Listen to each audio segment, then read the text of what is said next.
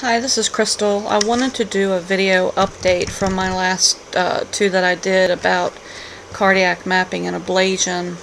I did go in for my cardiac mapping, but I did not have an ablation, as it turns out that my EP, my electrophysiologist, said that I had no faulty pathways. So I just had the cardiac mapping done, and turns out that I was diagnosed with dysautonomia. I really haven't had all the traditional testing because he said I'm a textbook case. He seems to know pretty much what he's doing. Just to give you a little overview of what I deal with, I have hypertension, high blood pressure through the day usually, and very low blood pressure at night. I get tachycardic, very fast heart rate during the day when I'm up and around, and I get bradycardic, which is a low heart rate at night. Also get some ringing in the ears, and other things that happen that kind of aren't really related. I go to sleep at night and my heart rate does really funny things that will just drop by 10 to 30 beats in just a couple seconds for no reason at all, and fluctuates, and I'll come back up and go back down, come back up until I go back into a sinus rhythm. Does it randomly, does it through the night, do it through the day. There's no rhyme or reason to it. It also does it during the night, and sometimes I'll find myself where I'll wake up kind of gasping for air through the night, which is kind of scary. I don't really know the reasons. Like I said, I haven't done a lot of the traditional testing. Really have had no major changes in my medications. I had been taking 50 milligrams of atenolol, which is a beta blocker, for like 3 years, for borderline hypertension and a little bit of tachycardia. But I had 2 flu viruses back in April. I had the stomach flu, and then I had the real flu, and started having problems where I felt like I was passing out through the night. Just couldn't tolerate a lot of activity during the day, and checked my vital signs, and my vital signs basically at night were in the toilet. So make a long story short, I had treadmill, stress test, EKGs, Holter monitor, loop monitor for 30 days, and basically they showed that I was having PVCs, which led me to the cardiac mapping. And that's kind of subsided for the most part right now. I have had a couple PVCs here and there, and some of them have been kind of scary, but I was having like 20 to 30 a day. I subsequently had lowered my atenolol from 50 milligrams, weaning myself down to, now I'm down to 6.25, and I only take it once a day. I'll get up in the morning and do some chores and around the house, and which I have to get up very slowly. My body can't tolerate getting up quickly. I have to let my body kind of acclimate to standing up. And I'll get up and do some chores, and then I'll come back and check my blood pressure to see how it is. If it's way over 130 over 90, I'll take a little bit more than my 6.25 milligram. If I'm below 130 over 90 or hovering right around there, I'll just take my 6.25. Doesn't really seem to make a huge difference, but what makes a difference is how much I take at night time. I mean, I take it in the morning, but the difference that it makes is how my body reacts at night, because if I take too much, then my blood pressure and heart rate kind of bottom out at night, and I don't want to pass out in my sleep again because that's terrifying.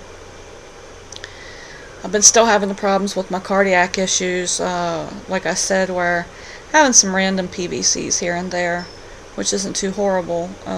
Kind of gotten used to them and just breathe through them and they go away. But the problem that's been for me is my heart rate dropping just randomly, like I said, 10 to 30 beats per minute. Boom, just like that in like 2 seconds. And sometimes it'll do it once or twice. Sometimes it'll do it for a couple hours where it'll go down and shoot back up and down, shoot back up. And I just have to sit there and tolerate that until it decides to go back into a sinus rhythm, which is kind of worrisome, plus my bradycardia. I'm not quite sure if I'm having pauses where it just recovers so quickly that I'm not passing out, or not. And my doctor, because I was having all those other things going on, when I was having my crisis or flare-up when all this first started, all the other testing had been done then. So now that I'm kind of stable and we're really getting down to the root of the problem, he discussed with me an implanted cardiac monitor, which I agreed to. I think it's the best thing. So it leads me to my Reveal, Medtronic Reveal implanted cardiac monitor, which I had done Friday. I went in, fairly simple procedure. They said the procedure only lasts maybe 15 minutes. Just the prep takes so long. I didn't stay in there but maybe a couple hours. It was frightening because I didn't know what was going to happen. But I made it through fine. Came out, I know they give me fentanyl, Benadryl, Versed. They give me some medication to relax me, which didn't really do much, and they had to give me some more and then give me a different med, and I don't know what order they did it. And I know I was talking through the procedure, which is kind of embarrassing because I really don't know what I was saying. But I was aware of what was going on. But I felt nothing and really don't remember anything but being under the shroud and hearing what they were doing. I couldn't remember what they were saying. So anyway, I had the Reveal monitor placed Friday. I'm 2 days post-op today. My bandage is still on. They said I couldn't take my bandage off for 3 days.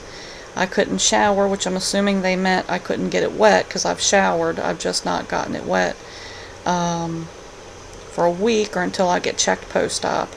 I have steri strips underneath the bandage. The bandage will come off tomorrow. I have to wait to see the doctors to see where we go from here. I have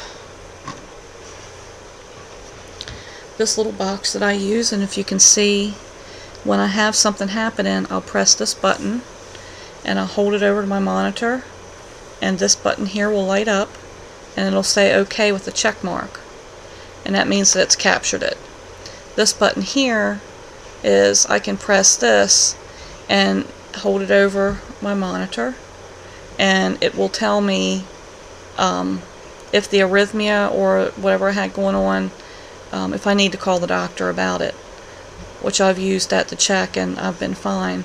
So that's the little device that I've got to go with it.